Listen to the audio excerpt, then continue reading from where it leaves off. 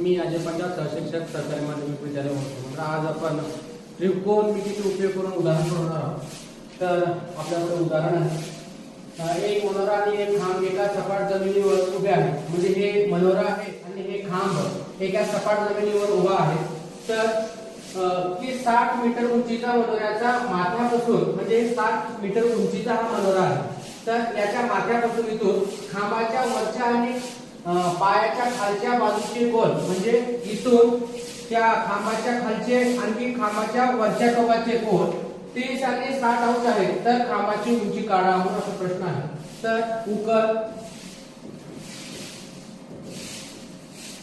तर आपल्याला माहिती आहे मनोरा आहे, मनोरा AB बरोबर 60 मीटर. तर इथं खांब बघा, खांब हे CD बरोबर H इतका. तर आपल्याला दोन कोन दिलेले आहेत. एक आहे बघा, एक कोन इथं आहे आणि एक कोन इथं आहे. तर हे जे मोठं कोन आहे ते 60 आहे आणि हे जे छोटं कोन आहे ते 30 अंशाचा कोन आहे. उदाहरणामध्ये दिलेले आहे. तर या उदाहरणामध्ये ही रेषा आणि ही रेषा तिन्ही समांतर रेषा आहेत. तर इथून निघालेल्या रेषा या का म्हणजे छेदिका आहेत. जर दोन समांतर रेषांना एका छेदिकेने छेदला असता तर इथे बघा, इथला कोन आणि हे कोन, आता हे कोन इथं युत्तम कोन आहे. तर हे 60 असेल तर हे पण 60 असणार आहे. त्याचबरोबर इथलं 30 कोन असेल तर इथं हे पण 30 कोन असणार आहे.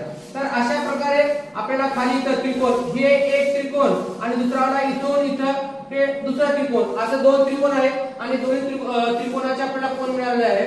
वर 30 आणि खाली 60 अंशाचा कोन आहे. तर आता आपण सुरुवातीला हे वरचं कोन घेऊ. तर खांब बरोबर CD बरोबर H आहे. तर AE बरोबर बघा, इथून इथपर्यंत 60 आहे आणि इथून इथपर्यंत H आहे. आणि इथून इथपर्यंत काढण्यासाठी म्हणजे 60 मधून एवढं H वजा होईल, म्हणून इथे लिहितो 60 वजा H मीटर. तर इथं आपण पहिलं त्रिकोण घेऊ. त्रिकोण हे वाला AEC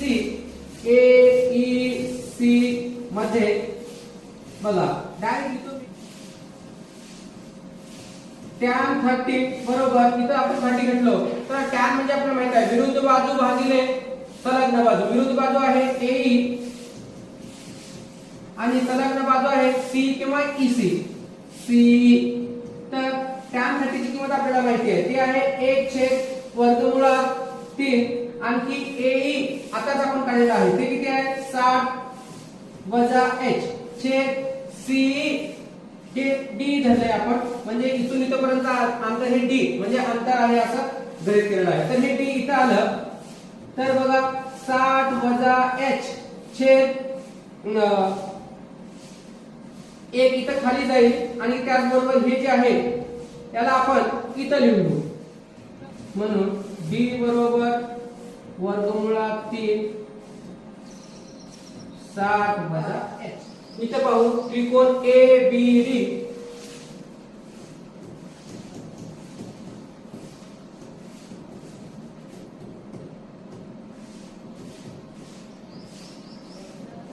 तर त्रिकोण ABD मध्ये पुन्हा tan 60 घेऊ आपण. tan 60 घेतला असता हे 60 असेल त्याच्या समोरची विरुद्ध बाजू, ती बाजू आहे AB बाय खालची बाजू आहे BD. तर tan 60 म्हणजे तर आपल्याला माहिती आहे √3.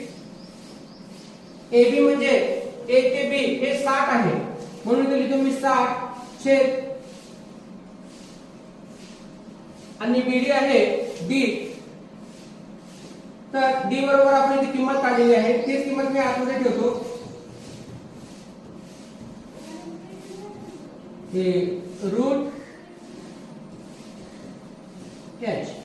तर त्याला मी इथे घेऊन येतो, हे इथे घेतो पद. हे पद इथे घेतला असता 60